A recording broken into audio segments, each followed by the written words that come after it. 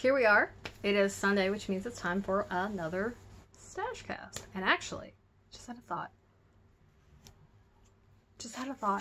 Don't mind me. Don't mind me. So I like to make notes, you know, at the last minute because I've forgotten. So I don't know.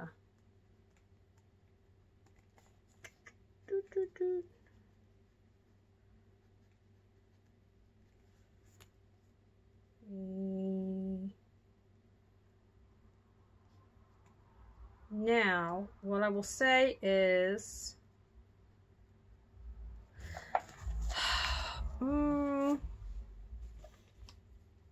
let's see. I want to say like August. I did something similar to what I'm going to be doing now. Last week I talked about all of my knitting looms collectively. Now I'm going to focus on the different types specifically, maybe say a little more about them, and whatnot. So, again, we're time traveling, which is why I look exactly the same. Just, you know, full disclosure and transparency. So here's the thing.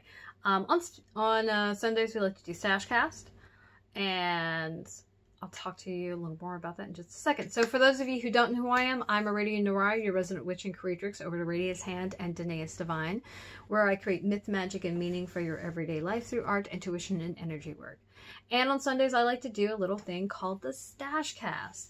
So the whole purpose of the Stashcast is to share either materials or tools that I've collected. And stash usually refers to materials that artists and creatives use. So it could be beads, buttons, sequins, thread, yarn, fabric, paint, etc.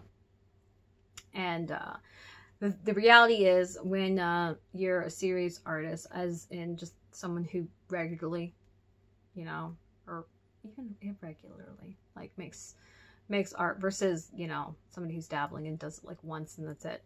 You tend to collect stuff. Now, most people think of stash, they think of the materials. I also include the tools in there because I have a penchant for collecting tools, especially handmade tools, and then sets of tools because I need sets of tools. So there's that. Womp womp. Let's see. It's really fun trying to see things across the room when you can't. There we go.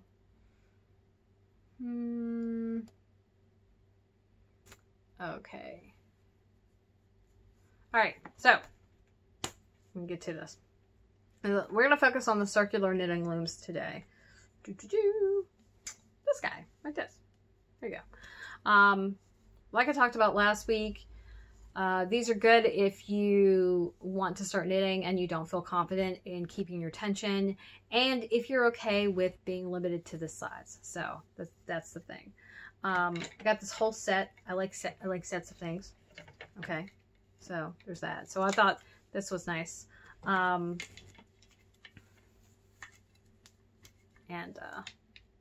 they're such fun colors too. I love it. I want to say these are by Boy.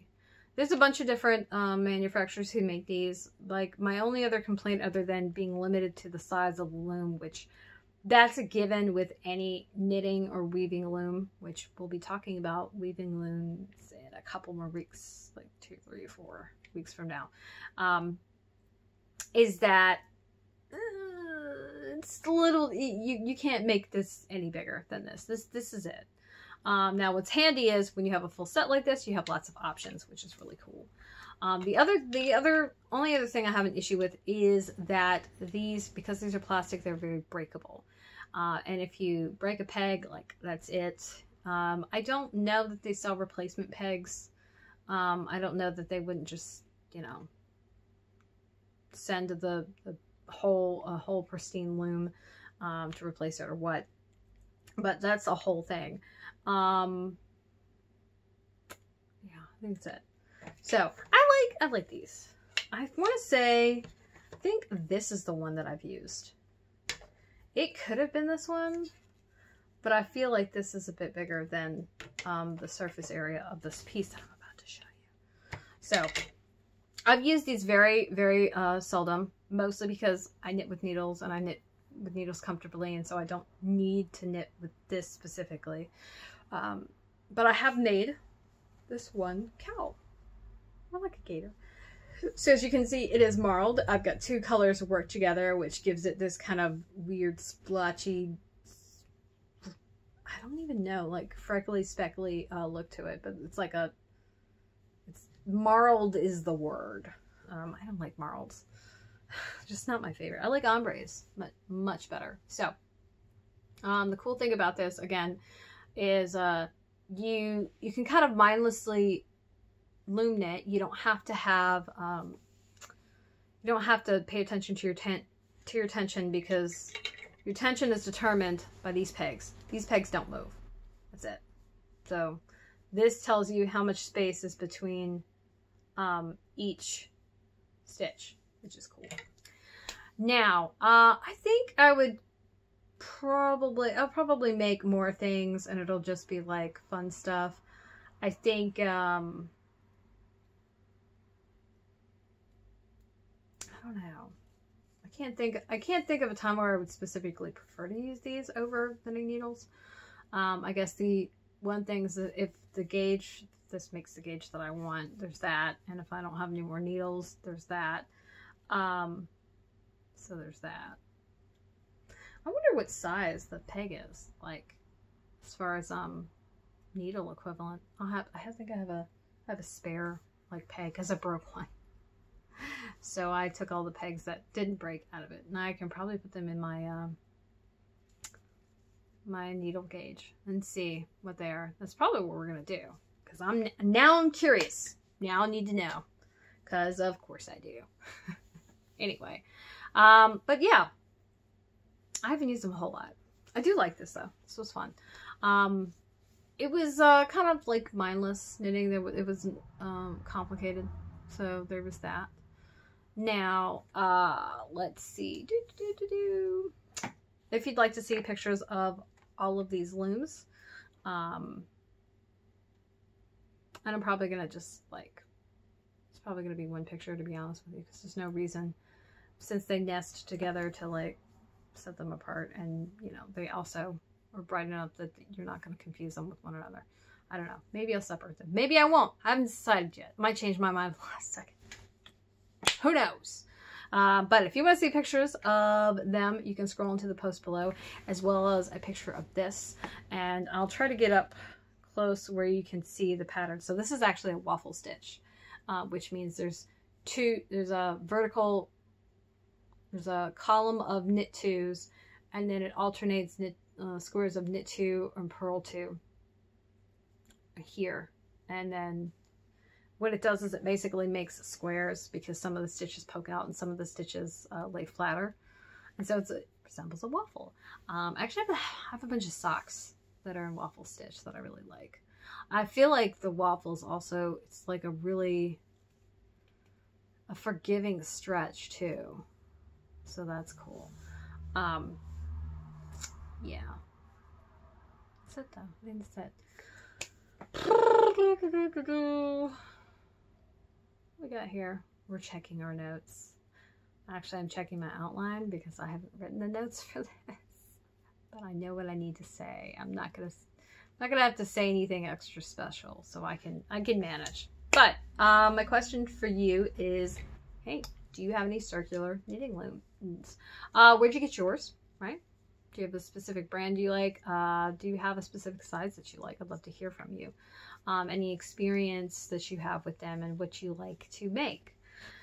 As always, I'm going to link this set below, provided I can find it. I should be able to though. And if you'd like to find me online, you can visit both my websites. They're linked below, Aradia's Hand and Danae's Divine, as well as all of my active social media, Facebook, Twitter, and Instagram, where I like to hang out the most. And because you were so good and so patient, you get to hear what we're talking about tomorrow. Tomorrow's Monday, which means it's Monday motivation. Hopefully I'll be motivated. But even if I'm not, we're going to talk about what the intentions are for this week, what I'm going to focus on, what I'm going to work on, so we can check in on Wednesday and then review on Friday and see how everything went. I want to give a big thanks to everybody who's watching. Thank you for liking and subscribing if you're watching this on YouTube.